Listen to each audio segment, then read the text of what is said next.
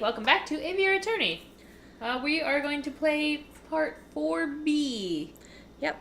So this time, instead of staying silent and letting Cocorico get killed, we speak up, and we are going to do a trial for him. Yep. So, here we go. Alright, I'm going in. I'm coming too. No, I need you to get out of here. Go find the police, Royal Guard, anyone. I'll stall for time. Falcon. Okay, I'll go get help. Do you have any last words? Just pull the bloody trigger and be done with it. Sorry. Wait! Wait!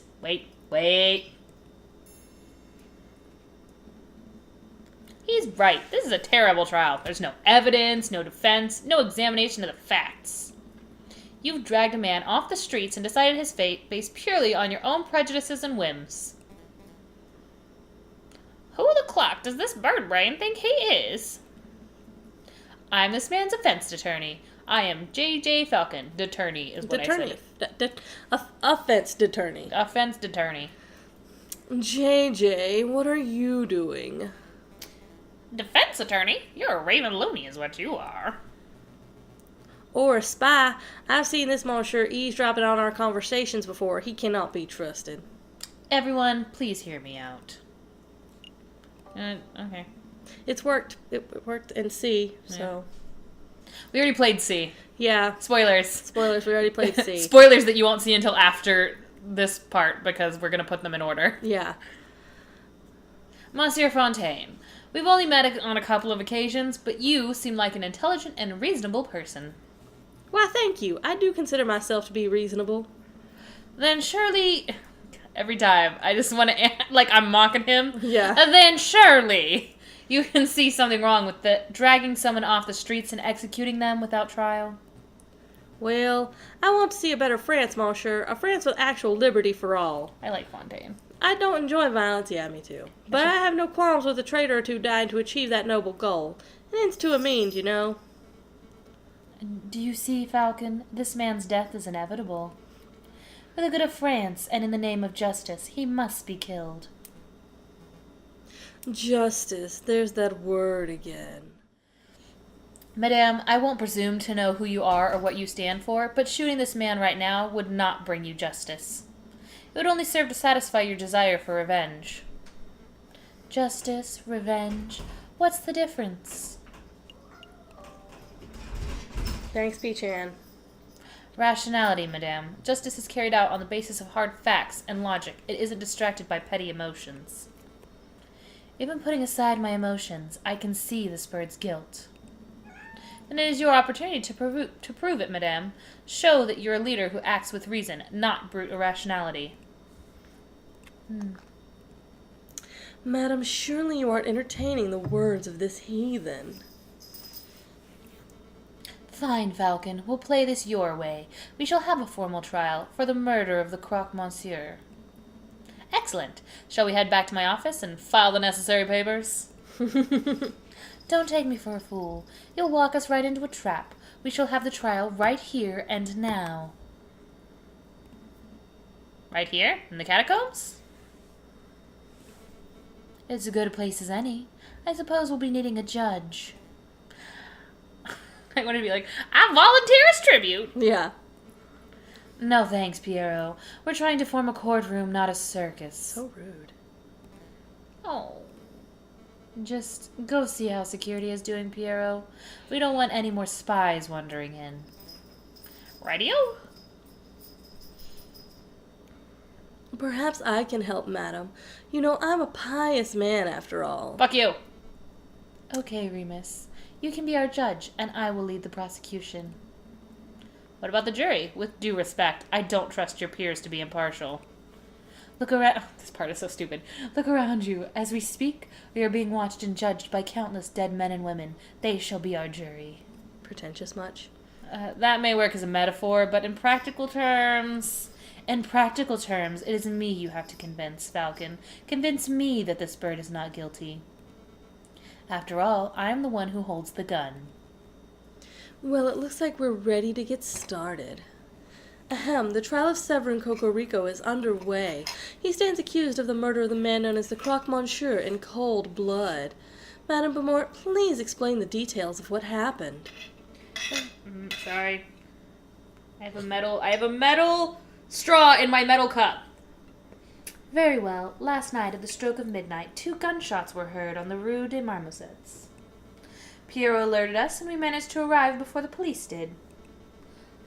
On the scene, I saw the man known as the Croque Monsieur, a good friend of ours, laying in a pool of his own blood. Standing over the body, I saw the murderer, Severin Cocorico, still clutching his murder weapon.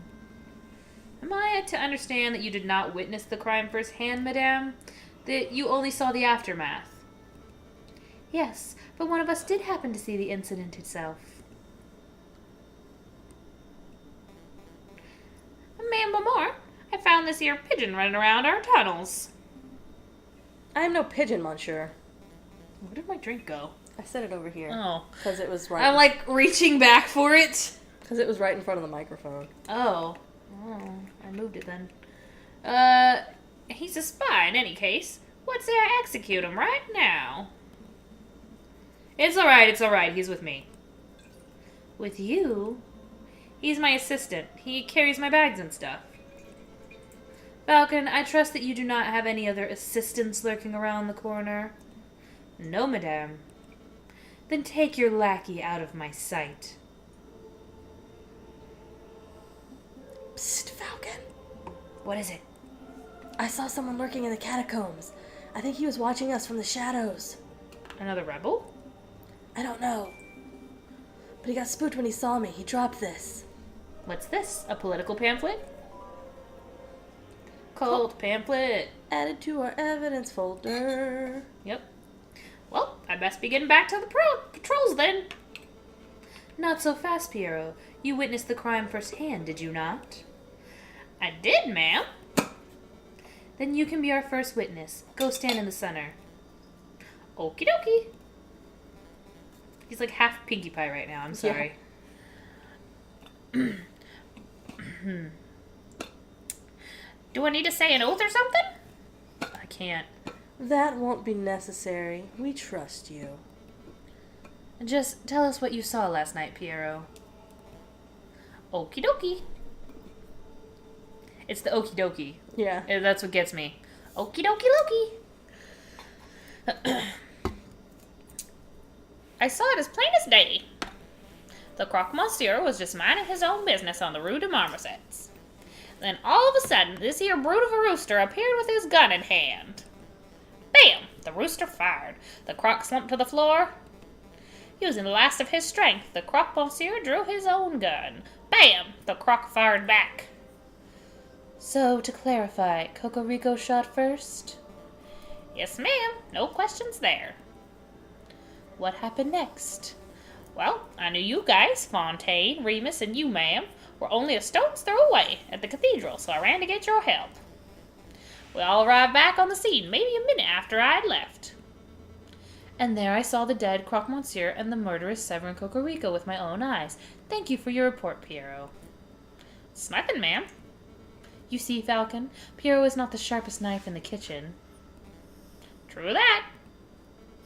But he's honest to a fault. I would trust his word with my own life.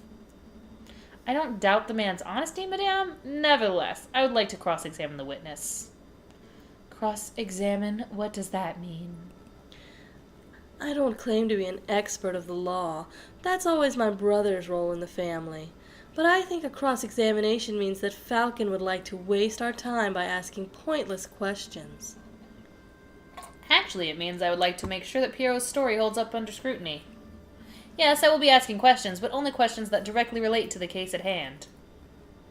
Clearly a pointless stalling tactic, madam. Should we put an end to the trial?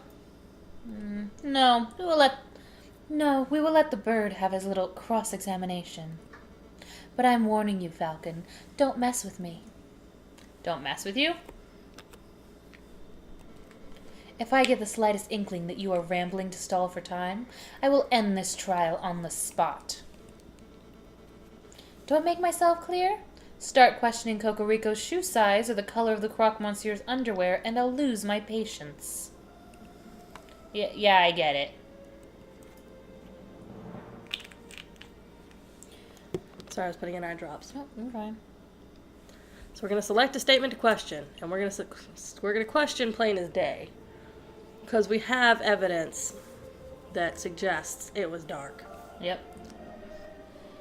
You claim you saw the incident as plain as day. Yep, plain as day. Crime occurred at night.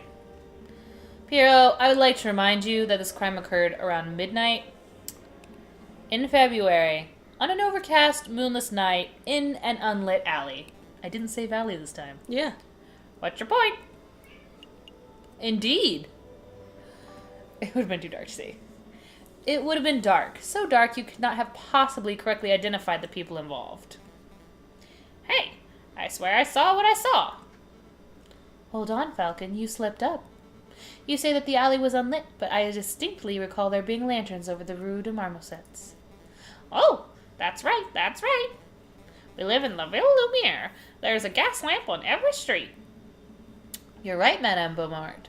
There are street lanterns over the Rue de Marmosets, but they wouldn't have been any good. Shards of glass. The street lamps over Rue de Marmosets were broken. They are completely non-functional. As proof, I present the glass shards that line the alleyway. These shards originate from the panes of the broken lamps. And I still got the holes in the sole of my shoe. Double proof. Those glass shards could have come from anywhere. You could send one of your underlings to see the broken lamps for themselves if you want. And waste more time? I think not. This sounds like a stalling tactic. Bitch. Excuse me, Madame Beaumont. I don't remember whether the street lamps were or were not broken, but I do remember that we had to use a torch to light up the scene. Hey, whose side are you on? I'm just saying Falcon might be right. It was particularly dark, so it's possible that there weren't any street lamps. Are you saying I'm a liar? I thought we were buddies. Shut up, Piero.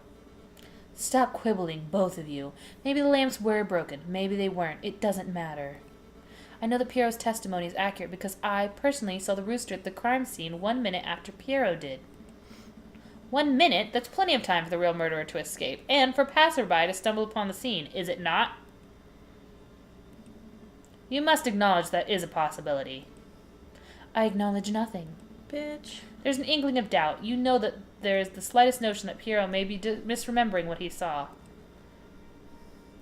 Don't badger the prosecution, Monsieur Falcon. I wasn't badgering. On to the next witness. Madame Beaumont, do you have anyone in mind? I do. There was someone among us who is something of a gun connoisseur, a man who knows everything there is to know about the craft of weaponry. Oh! Oh, no, that's you. Oh, that's me again. Shut up, Piero. Get off the stand. Yes, ma'am. Me. Call Fontaine forward. Very well. Now, Fontaine, is it true that you're a gun specialist? Well, I hate to brag, but yes, I know about guns, their mechanics, their beauty. Have you heard about the revolver mechanisms America is developing? Wonderful stuff. I love you, Fontaine. Fontaine, let's stick to the guns that were found at the crime scene. Tell us about those. Oh, right, very well. This is the gun found on Severin Cocorico's person at the time of arrest. It's a standard issue percussion lock Chantilart Grenadier pistol. 24 centimeters in length, 15 millimeter caliber. Lots of police and soldiers carry these dull guns. It's a gun that says, I'm a reliable man of the law. That sounds like our Cocorico. Does it? Cocorico's always told me that the riding crop was his self-defense weapon of choice. It's strange they had a gun in the first place. Pistol has been added to the evidence folder. John sneezing? Or the kitten's coughing. And this is the gun found... Oh, I don't know why I was suddenly doing a weird voice. And this is the gun found on the croque monsieur's corpse, clutched tightly in his hands. It's a turnover pistol, double-barreled, ivory handle, 20 centimeters in length, 13 millimeter caliber. This is an exquisite and highly customized gun. It's one of a kind. Whoever used this weapon knew their stuff. The croque monsieur was a legendary arms dealer. It's no surprise that his personal weapon would be something so flamboyant. More evidence. But what's really fascinating about the Croque Monsieur's gun is the ammunition. See, the bore of the pistol has been fitted with a set of grooves. Please, stop, Fontaine. I didn't call you up here to hear you show off your gun knowledge. Tell us what you uncovered when you examined the Croque Monsieur's bullet wound. All right, well, a lead bullet was embedded in the middle of Croque Monsieur's sternum and appeared to have a straight angle of entry. So, in other words, the Croque Monsieur was facing his killer when he was shot. That's right. The other interesting point was that the Croque Monsieur's outer clothes were singed. This typically only occurs if a person is close enough to a gunshot to be directly burnt by the gun's muzzle flash. And how close does a person have to be burned by a muzzle flash? Less than 3 meters, I would say. 5 at the very most. And there's no chance that there was a rogue sniper on the rooftops. The Croque Monsieur's killer was standing in the Rue des Marmousets themselves. As is plainly evident, only one person was found in the Rue des Marmousets at the time of the incident. Prosecutor Cocorico. Well said, madam. I think you just unequivocally prove this bird's guilt. Not so fast. I would like to cross-examine the witness. I don't think so. You're overstepping your bounds, Bird. Let the lawyer try, Remus. Yeah, fuck you, Remus. When he fails, there will be absolutely no doubt to anyone in the room that Cocorico is nothing but a bloodthirsty murderer. Alright, you're gonna have to guide me here. Yep. The turnover pistol. Fontaine, about the Croque Monsieur's turnover pistol. Tell us about the ammunition. You're about to say something about the gun's ammunition before Madame Beaumont cut you off. Could you give us the details? Oh, great. Now he'll never stop talking. I'm glad you asked, Falcon. See, as you probably know, most bullets are just small, round lead balls, right? Well, but that's not the case here. This particular weapon uses advanced, iron-tipped, aerodynamic, carefully grooved... Actually, it would be quicker if I just showed you. Take a look. This is an iron-tipped mini-ball. It is a rare, top-of-the-line technology. Before last night, I had never seen one in person before. Like I said before, the Croque Monsieur was a legendary arms dealer. It only makes sense that he would have access to the latest weaponry. Where did you find this bullet, Fontaine? In the turnover pistol's chamber. Chamber. Blah. It's been added to our evidence folder. Hold on, I'm confused. I thought the Croque Monsieur fired his gun, so how is it possible that his gun was still loaded with a bullet? A turnover pistol is double-barreled. This means that it can hold 2 bullets at once, ready to be fired in quick succession. Ah, I see. The Croque Monsieur fired 1 bullet, but died before he could fire the second. I trust that you have no more questions about this matter, Falcon. We've wasted enough time already. Yeah. Not yet. Where's the other bullet? What other bullet? Oh my god. The fired mini ball. There were 2 shots that night, remember? One from the assailant and one from the crocodile. I scoured the scene for a couple minutes, but I couldn't find it. It's a pity. It would have been great to have 2 of these magnificent bullets. Madame Beaumont, did anyone find the fired mini ball in the Cocorico's body? Oh, I think I clicked on this. Oh, yeah, don't do that. Sorry. Never mind. I was Didn't like, mean to. we're not supposed to show shit yet. In his body? Are you asking if Cocorico was wounded by the bullet? No, that much is plain to see. So again, I must ask, where is the fired mini ball? Well, I don't have any clue. What are you trying to get at, Falcon? Isn't it obvious? If it wasn't embedded in the alleyway wall, and it wasn't embedded in Cocorico, then that means it's in the murderer. G'dur. The bullet hit the murderer, the real murderer. It must still be embedded in whoever attacked the Croque Monsieur. A ludicrous notion. It makes perfect sense. A double-barreled turnover gun, the missing bullet. Less than 3 meters away, there's no way he fucking missed. Yeah. Fine, I'll humor you. Let's say that a bullet did indeed hit the real perpetrator. What of it? Well, it's still only been a few hours since the shooting. Presumably, the person would still have the bullet lodged in them. Find the person with the unique iron mini ball embedded in them, and you find the real murderer. That's reasonable, but we don't have time nor resources to search every citizen of Paris to uncover an injured gunman. You don't have to search everyone in Paris. I believe the murderer to be someone in this very room. Oh, have they not switched places yet? That's what I'm saying. I have no Yeah. idea. Oh, you think we have a traitor in our ranks? I do. This was obviously a planned attack. Someone invited Cocorico and the Croque Monsieur to the same place at the same time in order to create a setup. Only someone with a rebel's connections could engineer such an event. This is ridiculous. Are you really saying that someone in this room was shot last night?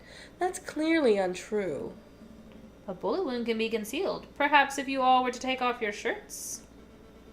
No, I'm not having everyone in the room stripped down to their knickers, just to cater to your outrageous theory. Really? That's simple. There's like 4 of you. Yeah. If you can't think of a more reasonable way to prove your stray bullet theory, then we end this damn trial here and now. A more reasonable way? I have a more reasonable way. What are you thinking, Falcon? Isn't it obvious? We have the perfect way to uncover whether someone has been shot. A genius solution. Is it the thing? Yeah. That's it, right? Finds and remove bullets. I think it had, like, metal detector or something on it, and then you pull it out with the little bloopy doops. Yeah. Are you serious, Falcon? You're relying on the invention of a lunatic? I've never been more serious. Madame Beaumont, Frere Remus, and members of the court, this device is called an Explorer Extractor. It's the latest medical technology. It looks like a children's toy. I assure you this is no toy. It was designed to find and extract metal embedded in bodies. A battlefield bullet finder and remover, if you will. I am intrigued. So you're saying that you just swing that device around and it finds a bullet in a person? Yes, sort of. I don't know. We haven't had a chance to practice with it, really. Madam, these birds are playing you for a fool. There's no way that such a device exists. We've seen this device work with our own eyes. Sparrowson shall demonstrate. Me? Although we will need something to demonstrate on. Right? What? Choose the mini ball. Here we have an iron-tipped mini ball, as presented by Fontaine moments ago. Observe, I place the bullet in my closed fist. It now represents the fired bullet that is currently embedded in the murderer's body. Allegedly. Now Sparrowson will demonstrate what happens when my hand is scanned with the Explorer Extractor device. So I just do this and... It's humming and buzzing. Is it really detecting that bullet? Absolutely. What an intriguing device. Hey, what would happen if I were to hit extract right now? Don't. Please don't. You remember what happened to that steak, right? My mind, what is this feeling? It feels like power. I knew he was going to say that. Don't let it get to your head.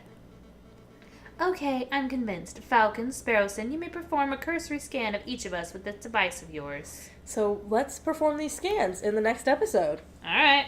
So we'll see you guys next time.